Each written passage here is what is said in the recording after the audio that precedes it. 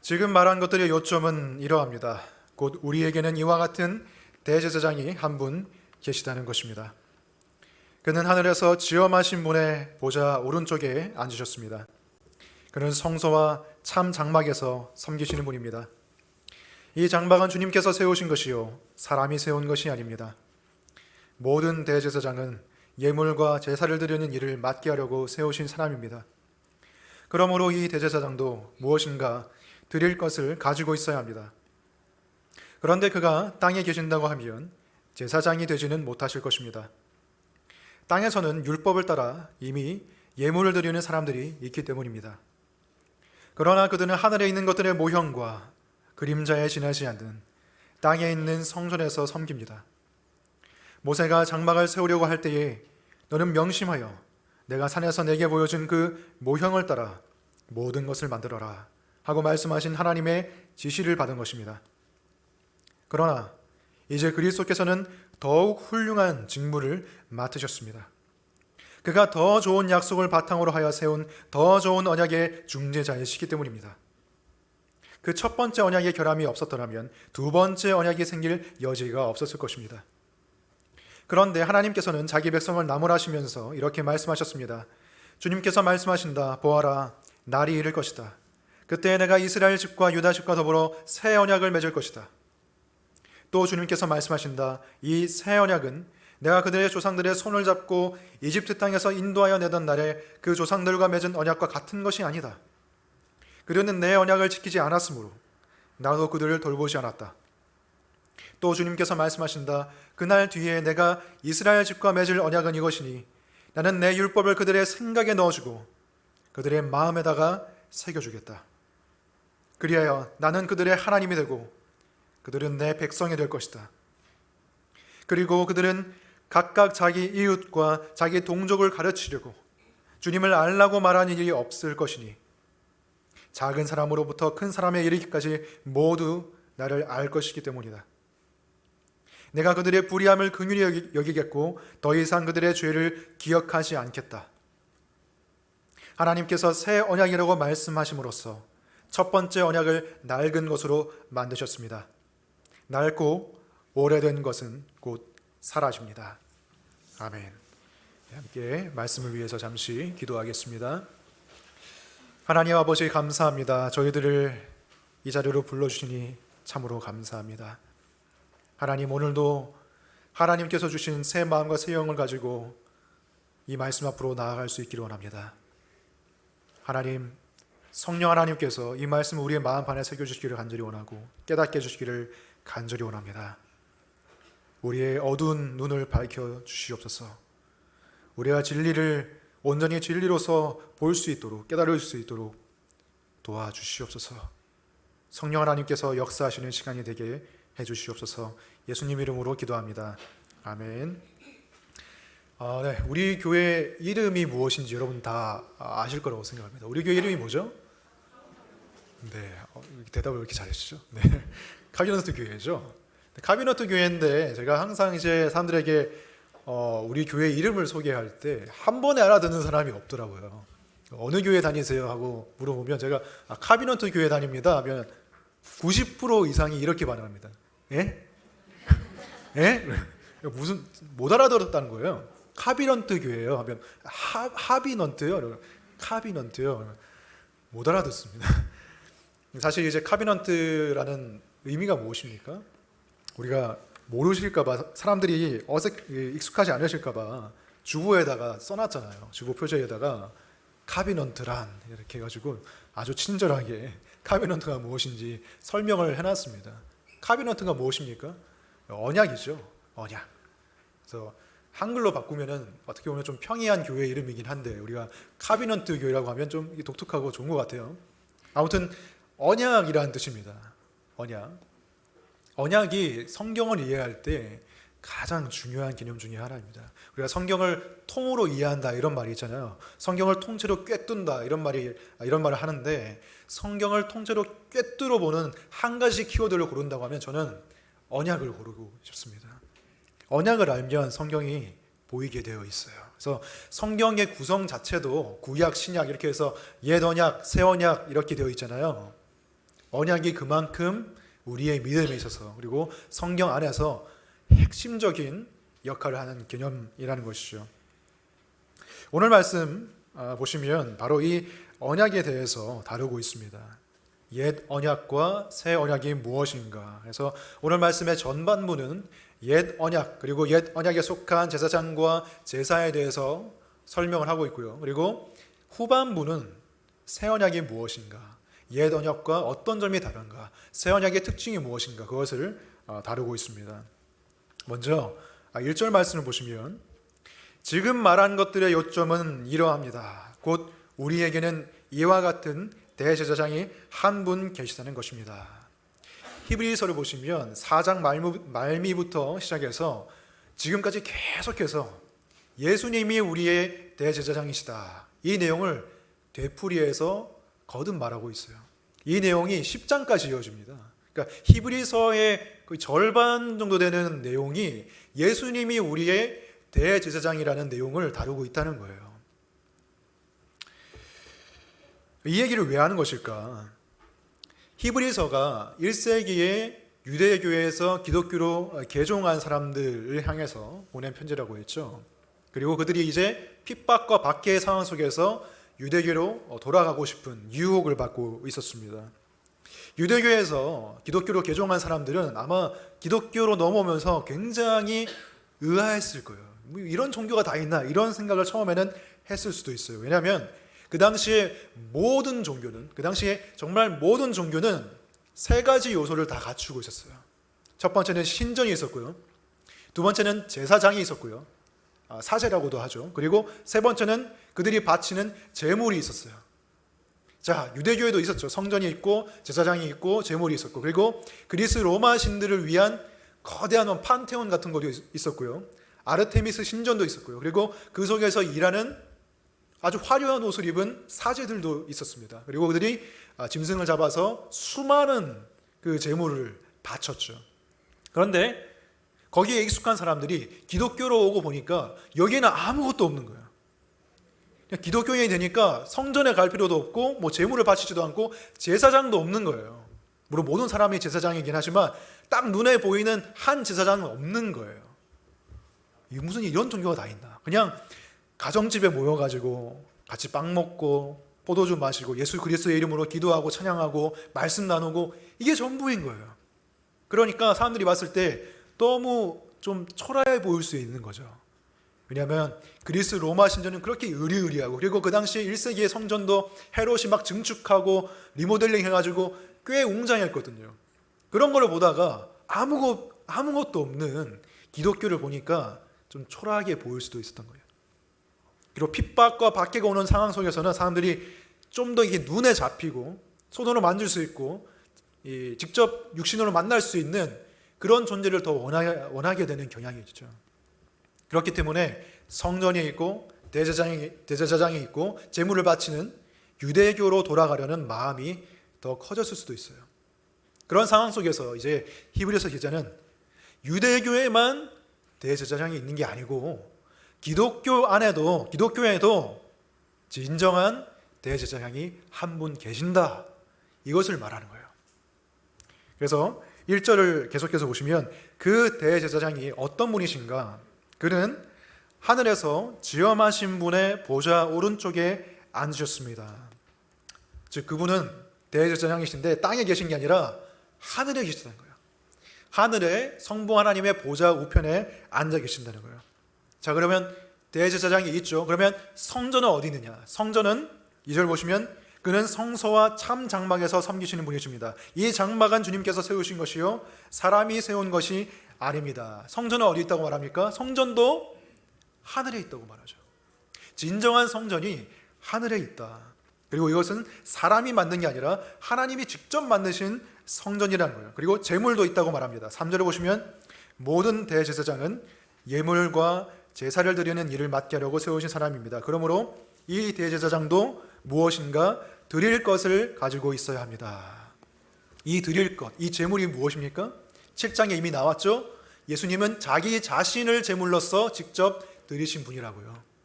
예수님 자신이 어린 양으로서 제물이 되셨습니다. 그래서 기독교 안에도 대제사장이 있고 성전이 있고 제물이 있다. 그러므로 너희들이 다시 유대교로 갈 필요가 없다는 걸 지금 말하고 있는 거예요.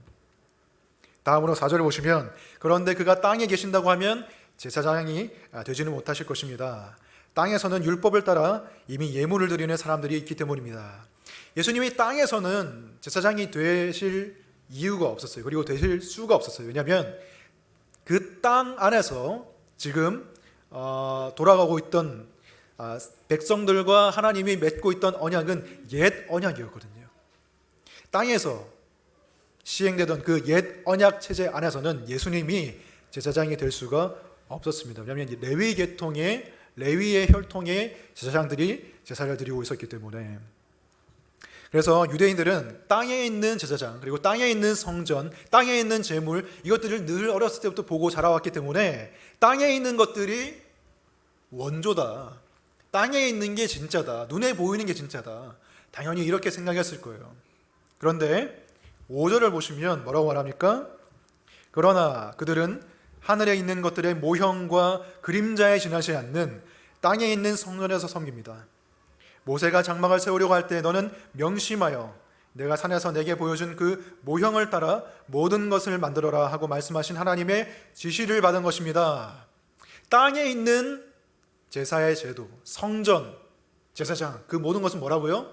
하늘에 있는 진정한 성소와 제사장과 제물의 모형이라는 거예요. 모형이 무엇이죠?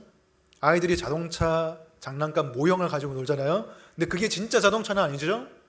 진짜 자동차는 아빠가 몰고 있는 자동차죠. 그렇죠? 그림자도 무엇입니까? 그림자가 실체가 아니잖아요. 실체는 무엇입니까? 사람이죠. 그림자는 사람이 아니에요. 즉 하늘에 있는 성전이 실체이고 땅에 있는 것은 그림자와 모형에 불과하다는 거예요. 본따서 맞는 것일 뿐이라는 거예요. 자, 그러면은 땅에 있는 대제사장이 더 위대하신 분입니까? 아니면은 하늘에 있는 대제사장이 더 위대하신 분입니까? 당연히 원조가 참된 대제사장이 더 위대하신 분이죠. 그렇기 때문에 땅에 있는 것을 붙잡기 위해서 유대교로 돌아갈 필요는 없다. 이것을 말하고 있는 거예요. 6절을 보시면 그러나 이제 그리스도께서는 더욱 훌륭한 직무를 맡으셨습니다. 그가 더 좋은 약속을 바탕으로 하여 세운 더 좋은 언약의 중재자이기 때문입니다. 땅에 있는 제사장들은 어느 언약에 속해 있다고요? 옛 언약. 옛 언약은 다른 말로 하면 모세 언약이죠. 그리고 또 다른 말로 하면 시내산 언약인데 옛 언약 아래에 속한 자들이 땅에 있는 제사장들인데 예수님께서는 더 좋은 언약, 즉 새 언약의 중재자라고 말합니다. 새 언약을 통해서 하나님과 인간 사이를 묶어주시는 분이 바로 예수님이라는 것이죠. 그런데 왜 옛 언약으로 만족해서는 안 되고 새 언약이 필요하다는 거예요? 이유는 단순하죠. 언제까지나 모형과 그림자로만 만족할 수는 없는 노릇이죠. 그리고 옛 언약에 무언가 문제가 있었다고 말합니다. 7절을 보시면 그 첫 번째 언약에 결함이 없었더라면 두 번째 언약이 생길 여지가 없었을 것입니다. 첫 번째 언약이 옛 언약이고 두 번째 언약이 새 언약인데 옛 언약에는 결함이 있었다. 그런데 더 정확히 엄밀하게 말하면 언약 자체에 결함이 있었다는 것이 아니라 그 언약을 맺고 있던 이스라엘 백성들이 언약을 신실하게 지킬 수 있는 능력이 없었어요. 언약 자체 하나님의 문제가 아니라 상대편 이스라엘 백성들이 언약을 제대로 수행할 능력이 없었다는 거예요. 자, 그런데 옛 언약이 무엇인지 여러분 아십니까? 옛 언약이 이스라엘 백성들이 출애굽하고 나서 모세를 하는 이 중재자를 통해서 하나님과 이스라엘 백성이 맺은 언약인데 이 언약의 핵심이 무엇이냐? 사람들이 좀 헷갈려하는 경향이 있어요. 옛 언약, 이 율법, 옛 언약에서 하나님이 사람들에게 지키라고 한 게 율법이잖아요. 율법을 잘 지키면 천국에 갈 수 있다. 이렇게 사람들이 많이 오해를 합니다. 그런데 옛 언약, 출애굽기나 신명기에 기록된 옛 언약을 보세요. 그런 구절이 한 구절도 없습니다. 옛 언약을 잘 지키면, 율법을 잘 지키면 내가 너희를 하늘로, 천국으로 이끌어 줄게. 이런 구절은 한 구절도 없습니다. 옛 언약은요, 다 땅에 관한 거예요. 땅. 무슨 땅이요? 가나안 땅. 그들이 들어갈 가나안 땅에 관한 언약이 옛 언약이에요. 그래서 옛 언약에 대한 축복과 저주를 보면, 너희들이 율법을 잘 지키면 가나안 땅에서 풍성한 소출을 거둘 것이고, 너희 가축이 번성하게 될 것이고, 전쟁이 일어나도 너희들이 다 승리하게 될 거다. 이런 약속밖에 없어요. 땅에 관한 거예요. 저주도 마찬가지입니다. 너희들이 하나님의 율법대로 잘 못 살면 어떻게 된다? 그 땅에서 쫓겨날 것이다. 물론 그 가나안 땅은 우리가 앞으로 들어갈 천국에 대한 모형입니다. 예표의 역할을 합니다. 그리고 그 땅에서 말할 축복과 저주는 영원한 운명에 대한 예표이기도 하죠. 하지만 옛 언약을 지킨다고 해서 천국에 간다는 구조는 하나도 없어요. 그리고 옛 언약의 가장 중요한 목적이 무엇입니까? 하나님께서 주신 명령들, 율법들, 너희들이 아무리 지키려고 해도 인간의 힘으로는 지킬 수 없다는 것을 알려주시는 것이 옛 언약의 진정한 목적이었어요. 그렇기 때문에 옛 언약 안에서는 사실 구약 백성들이 구원을 얻을 수가 없었습니다. 그러면 구약 사람들은 다 구원 못 받았나? 그게 아니에요. 다른 언약으로 구원받은 거예요. 옛 언약 전에 아브라함 언약이 있었습니다. 그 언약은 옛 언약과 달라요. 거기에는 하나님의 구원의 약속이 포함되어 있어요. 그 언약을 믿음으로, 그리고 이후에 오실 예수 그리스도에 대한 다양한 예표들을 통해서 그리스도를 어렴풋이나마 믿음으로 그들이 구원을 받은 것이지, 옛 언약을 통해서 구원을 받은 사람은 한 명도 없습니다. 이스라엘 백성들이 이 옛 언약을 지킬 능력이 없었죠. 그들은 우상을 숭배했고요, 하나님을 멀리 떠났고요, 결국 옛 언약을 깨뜨려 버렸습니다. 옛 언약을 망가뜨려 버렸어요. 그래서 그 결과로 하나님이 어떻게 하셨습니까?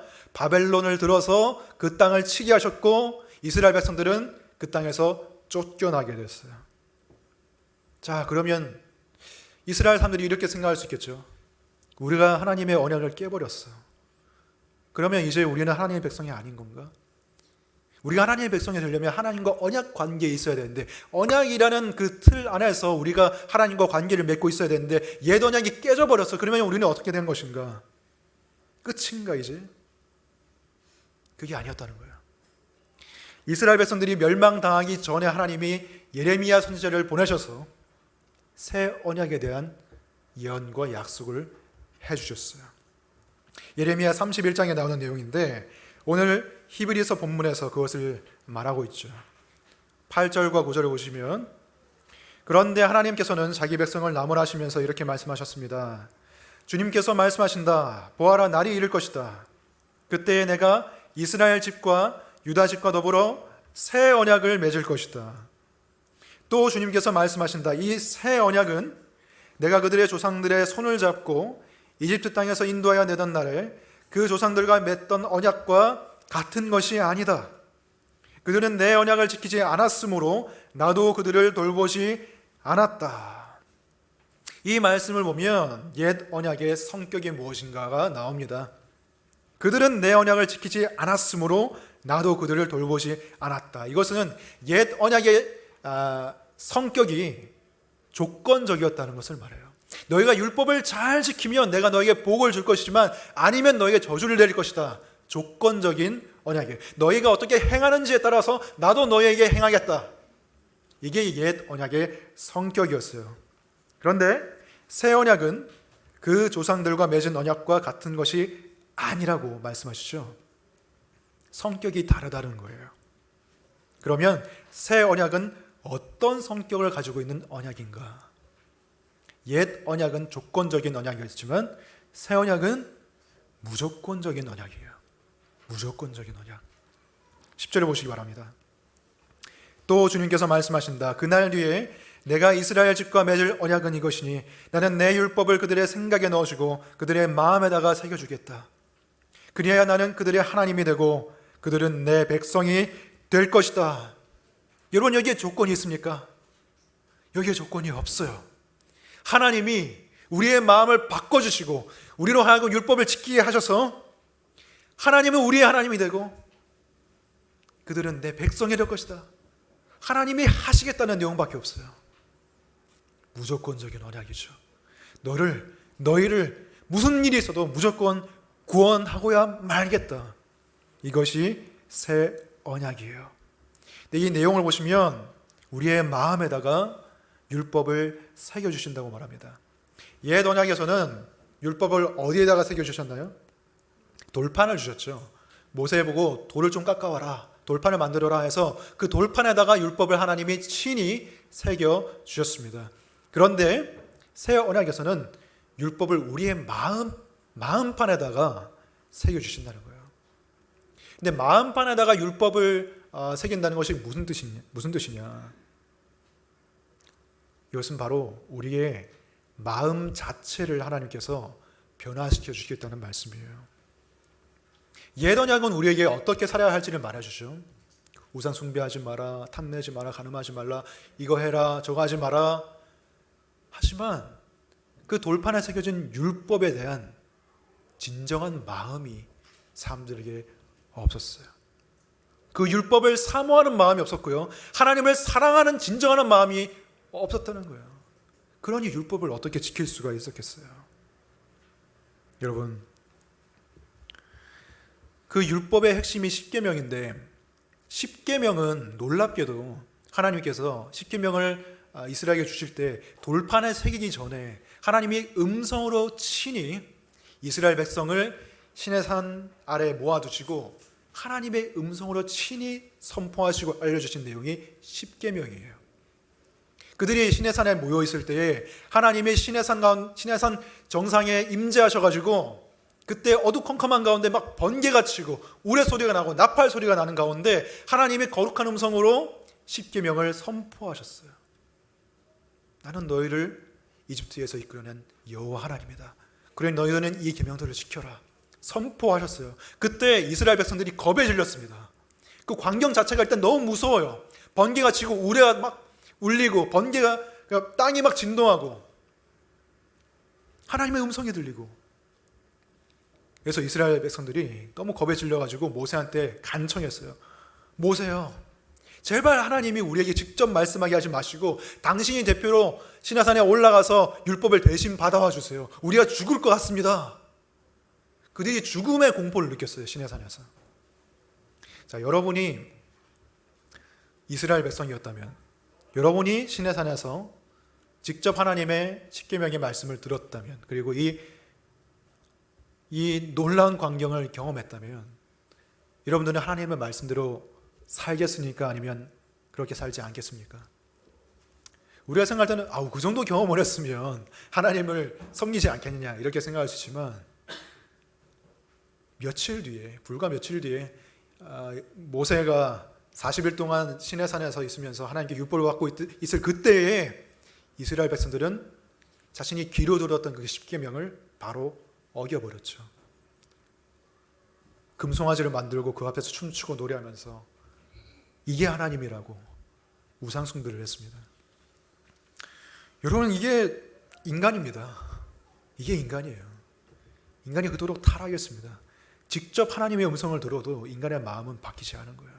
그 공포스러운 광경을 경험했는데도 불구하고, 그 위협적인 하나님의 음성을 들었음에도 불구하고 그들의 마음이 바뀌지 않았어요. 여러분, 공포와 두려움은 사람을 진정으로 변화시키지 못해요. 겁주고 위협하고 협박하고 이거는 사람의 마음을 바꿀 수가 없어요. 예를 들어서 여러분의 자녀가 컴퓨터 게임에 심각하게 중독되어 있다고 생각해 보세요. 아이가 너무 중독이 심해가지고 밤새도록 게임하고 게임 아이템 사느라고 막 돈 다 날리고 성적은 막 떨어질 대로 떨어지고 부모님 마음에 막 열불이 나겠죠. 속이 터지겠죠. 아이한테 말합니다. 협박합니다. 너 이제 컴퓨터 게임 하루에 1시간 이상 하면 컴퓨터 아주 박살내버릴 줄 알아? 막 협박하는 거예요. 죽는 줄 알아. 컴퓨터랑 같이 죽을 거다. 뭐 이런 식으로 협박을 한다고 해요. 그러면 애가 어떻게 될까요? 겁에 질리겠죠. 순수한 아이라면 겁에 질리는 거예요. 우리 부모님 그때 말투와 표정이 너무 무서워서 날 진짜 죽일 것 같았어. 그래서 어떻게 변할까요? PC방 간다고요? 현명한 방법이네요. 네, 우리 예단부서에서 말하셨나요? 네. 우리 지금 예단부가 같이 예배를 드리고 있습니다. 네, 우리 초등학교 5학년부터 중학생 우리 친구들이 예배를 드리고 있어요. 아무튼 간에 겁에 질려가지고 한동안은 1시간을 딱 지킬 거예요. 왜냐하면 1시간을 넘어가면 컴퓨터가 부서질 거기 때문에, 그리고 내가 부모님한테 맞을 수도 있기 때문에. 근데 그건 마음의 변화가 아니에요. 일시적인 행동의 외적인 변화인 거죠. 엄마가 무서워서, 아빠가 무서워서. 그 마음은 오히려 그 게임을 향해서 더 불타고 있어요. 더 안 달래는 거야. 진짜 1시간 이상 정말 하고 싶다, 정말. PC방에 가서라도, 내 돈을 내서라도. 마음이 막 불타고 있는 게임을 향해서. 마음은 안 바뀐 거예요. 그럼 어떻게 해요? 어떻게 해서든지 그 게임을 하겠죠.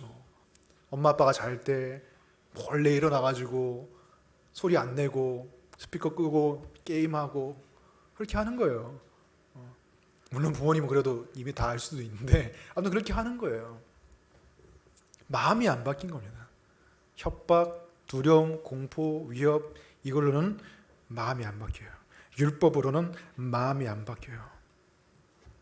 사실 모든 법이 그렇습니다. 모든 법이 마음을 바꾸지 못해요. 국가가 법을 통해서 통치하는 것의 기본이 뭡니까? 법을 어기면 처벌한다. 법을 어기면 대가가 따른다. 이걸 통해서 다 통치를 하는 거죠. 근데 어떤 법을 세우든 간에 그 법을 미꾸라지같이 빠져나가는 사람들이 꼭 있단 말이죠. 그게 법의 한계예요. 법은 마음을 바꾸지 못해요. 사람들은 그 법의 사각지대를 꼭 찾아내서, 반드시 찾아내서 그 법을 어깁니다. 그게 율법의 한계입니다. 어떻게 행동해야 할지 지침과 그 방향을 알려주지만 그 방향으로 나아갈 수 있게 만드는 진정한 능력은 그 법이 주지 못하는 거야. 하지만 새 언약 아래에서 하나님께서는 우리의 마음 자체를 바꿔주시겠다고 약속하셨어요. 새 언약은 예레미야 선지자만이 아니라 에스겔 선지자도 예언했습니다. 에스겔 36장 26절 그리고 27절을 보겠습니다. 에스겔 36장 26 그리고 27절 같이 한번 읽어보겠습니다. 시작.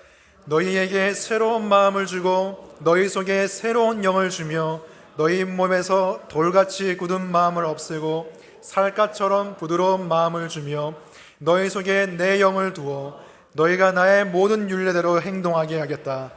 그러면 너희가 내 모든 규례를 지키고 실천할 것이다. 아멘. 이 말씀을 보시면 하나님이 새 마음과 부드러운 마음을 주시겠다고 하는데 이게 어떻게 가능하다고 말합니까?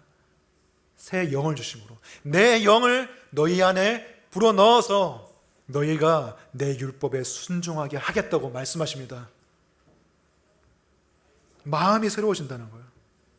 이제는 마음이 바뀌어서 하나님께 순종하고 싶은 마음이 생기고요, 하나님을 원하는 마음이 생기고, 하나님을 내가 기쁘시게 하고 싶은 마음이 생기고요, 하나님을 갈망하는 마음이 생기는 거예요. 죄를 짓는 것보다 하나님의 말씀을 따르는 게 나에게 더 복된 일이라는 것을 마음으로 깨닫기 시작하는 거예요. 그 변화의 시작이 거듭남입니다. 우리가 영적으로 다시 태어나는 걸 말해요. 예수님께서 니고데모를 만나셨죠. 아니, 니고데모가 예수님을 찾아왔죠. 밤중에. 니고데모는 그냥 겉으로 봤을 때는 율법적으로 완벽한 사람이었습니다. 하나님의 말씀을 너무 잘 알고 너무 잘 지키는 사람이었어요. 그런데 예수님께서 말씀하시죠. 내가 진정으로 너에게 말한다. 누구든지 다시 나지 않으면 하나님 나라를 볼 수 없다. 무슨 말입니까? 니고데모, 네가 율법에 지금 순종하고 있는 것은 그냥 겉으로 순종하고 있는 것이지 하나님 주신 새 마음으로 순종하는 것은 아니야. 그리고 너는 아직 하나님 나라를 보지 못해. 다시 나지 아니하면, 즉 거듭나지 아니하면 하나님의 나라를 볼 수 없다고 말합니다. 그래서 본다는 건 뭐예요? 뭐 라식 수술해서 눈이 좋아지는 그런 게 아니죠? 영적으로 새로운 것을 보게 된다는 거예요. 이전에는 보이지 않던 하나님 나라를 보게 되고, 이전에는 보이지 않던 하나님의 사랑을 보게 되고, 이전에는 보이지 않던 그리고 깨달을 수 없었던 하나님의 말씀을, 그 진리를 볼 수 있는 영적인 시력이, 새로운 감각이 거듭남을 통해서 생긴다는 거예요. 교회를 어느 정도 다니다가 나중에 거듭남을 경험하신 분들이 사실 많을 것입니다. 다 공통적인 이런 경험을 하게 돼요. 거듭나게 되면. 이전에는 설교를 들어도 뭔 말인지 모르겠고, 비록 지식적으로는 알아도 마음으로는 감동이 되지 않았는데, 거듭난 이유는 어느 순간 그 말씀이 마음으로 동의가 되고 감동이 되고, 그 말씀을 더 듣고 싶고 더 알고 싶고, 그 말씀이 내 마음에 진정한 위로와 소망을 주게 되는 것을 경험하게 되는 거예요. 새로운 영적인 감각이 생긴 거예요. 말씀의 맛을 아는 새로운 입맛이 생긴 거예요. 그게 마음이 변하는 것입니다. 이 마음의 변화에 대해서 11절에서 더 자세하게 설명하고 있어요. 그리고 그들은 각각 자기 이웃과 자기 동족을 가르치려고 주님을 알라고 말하는 일이 없을 것이니 작은 사람으로부터 큰 사람에 이르기까지 모두 나를 알 것이기 때문입니다. 이 말씀을 보시면 새 언약 아래에 있으면 가르칠 필요가 없다고 말합니다. 하나님을 알라고 가르칠 필요가 없다고 말합니다. 도대체 이게 무슨 말이냐? 지금 제가 여러분을 어떻게 보면 가르치고 있잖아요. 하나님 말씀을 가르치고 있는데 이 가르침이 필요 없다는 말이냐? 네, 그렇습니다. 어떤 의미에서는 그렇습니다. 이게 무슨 말이냐면, 여기서 하나님을 안다는 것은 하나님을 단지 지식만으로 안다는 것을 말하는 게 아니에요. 하나님을 인격적으로, 하나님이 저 멀리 계신 다른 사람의 하나님이 아니라 나의 하나님으로, 그냥 다윗과 아브라함의 하나님이 아니라 나의 하나님으로 알게 되는 것은 가르침으로 되는 게 아니라는 것입니다. 여러분 BTS 알아요? 알겠죠? 검색하면 나오잖아요. 이렇게 막 환호하네요, 뒤에서. BTS 정말 좋아하나 봐요. 네. 알죠? 그렇죠? 근데 정말 여러분이 BTS를 여러분의 어머니 아버지를 아는 것처럼 압니까? 여러분의 친구를 아는 것처럼 압니까? 아니잖아요. 여러분, 하나님을 혹시 그렇게 알고 계신 건 아닌가요? 하나님을 정말로 여러분의 아버지로, 여러분의 구원자로, 여러분의 주인으로, 여러분의 왕으로 알고 계십니까? 그것은 교육으로 되는 것이 아니에요. 그것은 지식으로 되는 게 아니에요. 그것은 훈련으로 되는 게 아니에요. 그건 초자연적인 하나님의 성령의 역사로 되는 것이에요. 교회에서 교회 문화를 배울 수가 있어요. 찬양할 때는 일어서고, 기도할 때는 이런 용어를 쓰고, 예배는 이런 태도로 드리고, 하나님은 어떤 분이고 저런 분이고, 속으로 볼 때는 이렇게 해야 되고, 교회 문화를 알 수는 있어도, 교회 문화에 대해서는 가르쳐 줄 수 있어도 구원은 가르쳐 주는 게 아닙니다. 구원은 가르쳐서 하는 게 아니에요. 구원은 하나님께서 그 마음에 새 마음을 주셔야 일어나는 것입니다. A.W. 토저라는 기독교 작가가 이렇게 말했어요.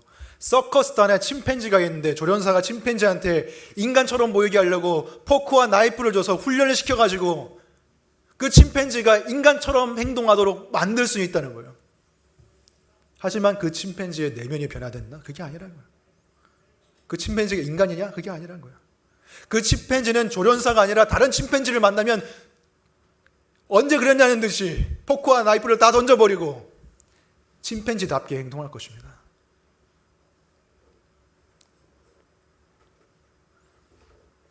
침팬지가 인간처럼 행동한 것은 조련사가 압박을 가했기 때문이에요. 위협을 했기 때문이고, 또는 당근과 채찍을 잘 활용했기 때문이에요. 외부로부터 주어지는 압박과 설득이 있었기 때문이에요. 그것이 율법이죠. 이렇게 살아라, 저렇게 살아라. 근데 율법이 마음을 바꿀 수 있냐? 바꿀 수 없다는 거예요. 니고데모는 어떻게 보면 종교적으로는 완벽한 사람이었어요. 겉으로는 완벽한 사람이었어요. 하지만 그 마음이 거듭났느냐? 아니었다는 거예요. 하나님을 아는 것은 가르침과 교육으로 되는 게 아닙니다. 가르침과 교육이 어떤 통로는 될 수 있지만 직접적인 원인은 될 수가 없어요. 우리 주일학교 학생들 지금 있는데 우리 아이들에게도 가장 중요한 게 뭐죠? 거듭나는 거예요. 이미 거듭난 친구들이 있을 수도 있고 아닌 친구들도 있을 수 있는데 거듭남이 없으면 여러분 스스로 기도해야 되고요. 그리고 부모님이 기도해 줘야 되고요. 우리가 같이 다 기도해 줘야 되는 거예요. 공부 잘하고 성적 잘 받고 이게 다 중요하지만 하나님의 자녀로 거듭나는 것보다 중요한 것은 없습니다. 저도 중학생 때 거듭남을 체험했어요.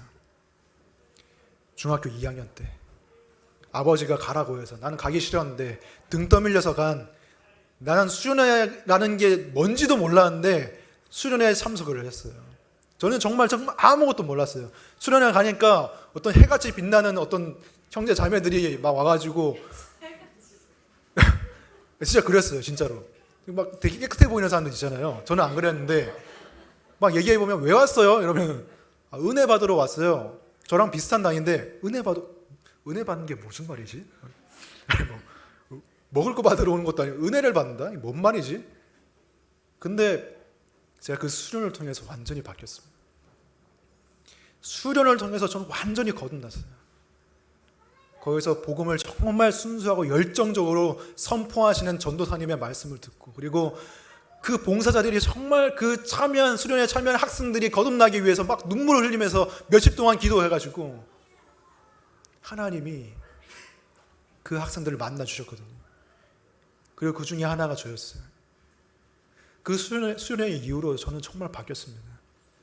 제가 아버지가 목사님인데 이전에는 아빠가 설교를 해도 저는 하나도 안 들어왔어요. 무슨 말이지 진짜 잠만 오고. 거듭나니까 들리는 거예요. 근데 거듭나니까 말씀이 들려요. 거듭나니까 이제 그냥 제가 MBTI 그 T거든요. 확신의 T거든요. 저는 그때도 그랬고요. F가 아니거든요. 근데 그냥 눈물이 계속 나는 거예요. 예수님 생각만 하면 눈물이 나고 밤에 자기 전에 그냥 예수님 생각하면 또르르 이렇게 눈물이 나요. 왜 나를 위해 죽으셨지? 나는 죄인인데 나는 잘한 게 없는데 하나님 왜 나를 사랑하시지? 그 생각 때문에 눈물이 계속 나는 거예요.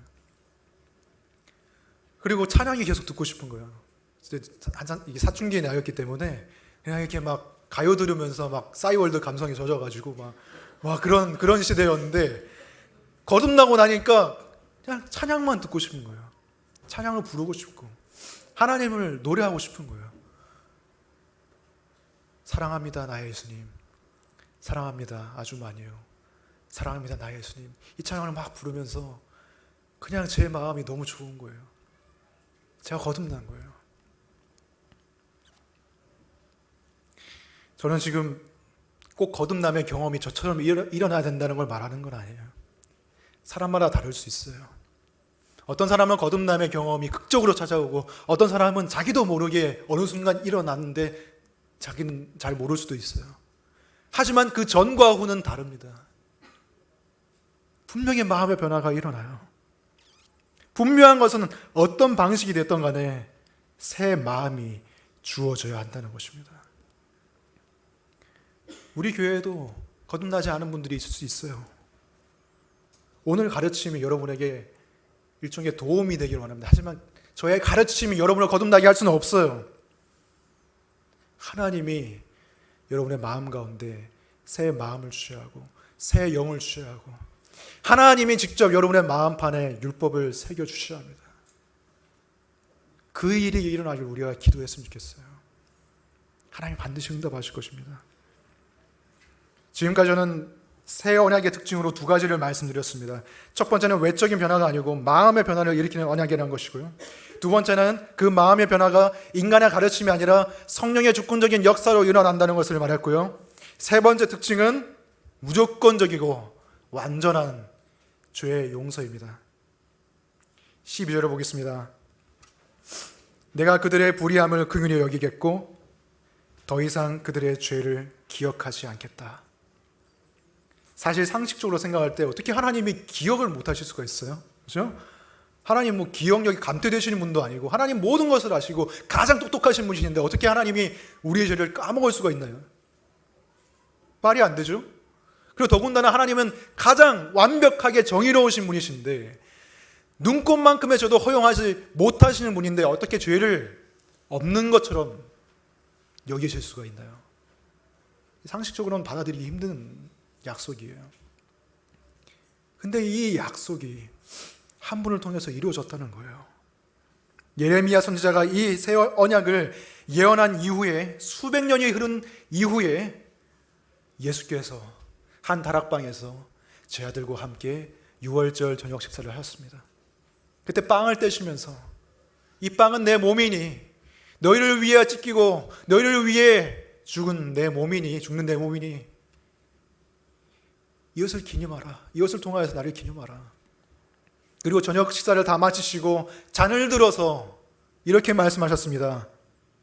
누가복음 22장 2절 보시면 이 잔은 너희를 위하여 내 피로 세우는 새 언약이다.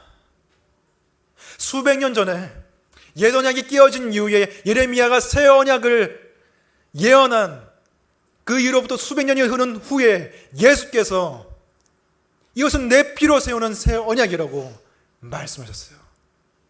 예수 그리스도를 통해서 너희의 죄를 기억하지 않겠다고 말씀하시는 하나님의 그 약속이 가능하게 된 것입니다. 예수께서 이 말씀하시고 그 다음 날 십자가에서 자신의 피를 흘리셨어요. 거기서 우리의 모든 죄짐을 대신 지시고 죽으셨어요. 거기서 하나님께서 우리를 버리시는 대신에 예수 그리스도를 대신 버리셨어요. 그 십자가 때문에 하나님은 우리를 보실 때 더 이상 나는 너의 죄가 기억나지 않는다고 말하실 수 있는 거예요. 저에게도 정말로 제 기억에서 정말 지워버리고 싶은 죄들이 있습니다. 정말 누구한테도 말할 수 없는 나의 죄들, 사역적으로도 내가 실패하고 실수한 순간들, 사람들과의 관계에서 내가 상처를 주고 못되게 했던 그런 일들, 하나님과의 관계에서 내가 정말 하나님의 은혜에 합당하지 않게 하나님을 이용해 먹었던 많은 죄악들, 정말 지워버리고 싶어요. 근데 하나님께서는 내가 그 마음을 가지고, 그 불편한 마음을 가지고 하나님께 내가 버림받으면 어떡하지? 하나님이 내 이 죄를 다 아실 텐데 하나님이 나를 멀리 하시면 어떡하지? 이 마음을 가지고 하나님 앞에 나아갔을 때 하나님께서는 나는 더 이상 너의 죄를 기억하지 않으라고 말씀하신다는 거예요. 상하고 통회하는 심령을 가지고 하나님 앞에 나아갈 때 하나님은 너의 죄를 기억할 수 없다고 말씀하신다는 거예요. 이 무슨 말입니까? 무슨 말입니까? 마치 하나님께서 여러분과 저를 바라보실 때에 죄가 하나도 없는 사람처럼 보신다는 거예요. 하나님이 여러분의 죄를 다 알고 있음에도 불구하고, 그럼에도 불구하고 저와 여러분을 딱 대하실 때 너는 정말 보배롭고 존귀하구나, 너는 정말 내가 사랑하는 자구나, 하나님의 모든 사랑과 은혜를 다 쏟아 부으시는 거예요. 우리 같은 죄인에게 하나님이 우리를 살리시려고, 그 새 언약을 지키시려고, 그 약속을 지키시려고 아들을 버리셨습니다. 우리를 구원하시려고, 무조건적으로 우리를 책임지시려고. 그건 무슨 말입니까? 아들을 버리실 정도로 우리를 사랑하신다는 거잖아요. 우리를 그 아들만큼 사랑하신다는 거잖아요. 여러분은 하나님 앞에 예수 그리스도만큼 보배롭고 존귀한 자로 설 수 있다는 거예요. 그게 이신칭입니다. 그게 우리가 의롭다함을 받았다는 의미입니다. 여러분이 의롭다함을 받았으면 하나님 앞에 의로운 존재로서 그만큼의 사랑을 받는 거예요. 예수 그리스도가 하나님께 받는 사랑을 우리가 받는다고요. 그게 놀라운 은혜 아닙니까? 원래 지옥에 떨어져야 되는데, 우리는 죄인인데 그 모든 죄는 하나님이 기억하지 않으신다고 하고, 우리의 행함과 상관없이 우리를 평가하지 않으시고, 예수 그리스도가 우리를 위해서 행하신 그 일에 따라서 우리를 평가하신다니, 이거 얼마나 큰 은혜입니까? 여러분, 이 은혜를 알게 되는 것이 거듭남이에요. 하나님이 나 같은 사람을 사랑하시는구나. 나 같은 사람도 하나님의 자녀가 될 수 있구나. 나 같은 사람도 하나님의 무한한 사랑을 받을 수가 있구나. 이 은혜에 눈을 뜨는 것이 거듭남입니다. 그리고 우리를 계속해서 변화시켜 나가는 것도 하나님의 은혜예요. 율법에 대한 강박적인 집착, 이걸 해야 된다는 그런 마음이 아니라, 나에게 은혜를 베푸신 그분께 내가 어떻게 보답할까, 그 마음이 우리로 하여금 율법으로 나아갈 수 있게 만드는 거예요. 하나님은 나를 사랑하시는데, 나에게 어마어마한 복을 주셨는데 내가 그 복을 어떻게 갚을까? 내 몸을 들여서 갚아야지. 내 인생을 들여서 갚아야지. 내 삶을 하나님 앞에 드려야지. 이 은혜 때문에 우리가 변화되는 것입니다. 다른 어떤 세련된 논리가 필요가 없어요. 내가 지옥을 피하게 됐는데, 하나님의 은혜로 천국에 가게 됐는데, 그 은혜로 내가 그 은혜를 어떻게 갚을까? 내 삶을 어떻게 살아야 될까? 이제 하나님 위해 살아야지. 이제 하나님 뜻대로 살아야지. 그 은혜가 우리의 삶을 바꾸는 것입니다. 우리는 더 이상 옛 언약 아래에 있지 않아요.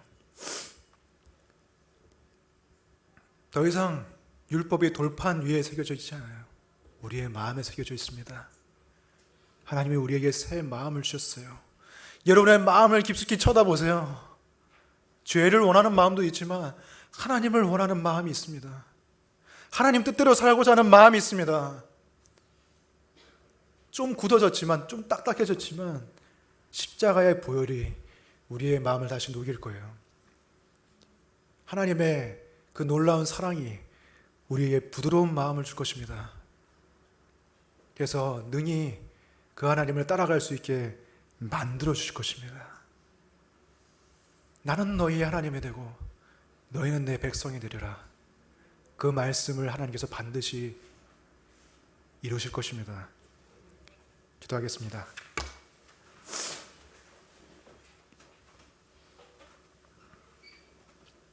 하나님 감사합니다. 하나님, 우리에게 새 마음 주시니 감사합니다.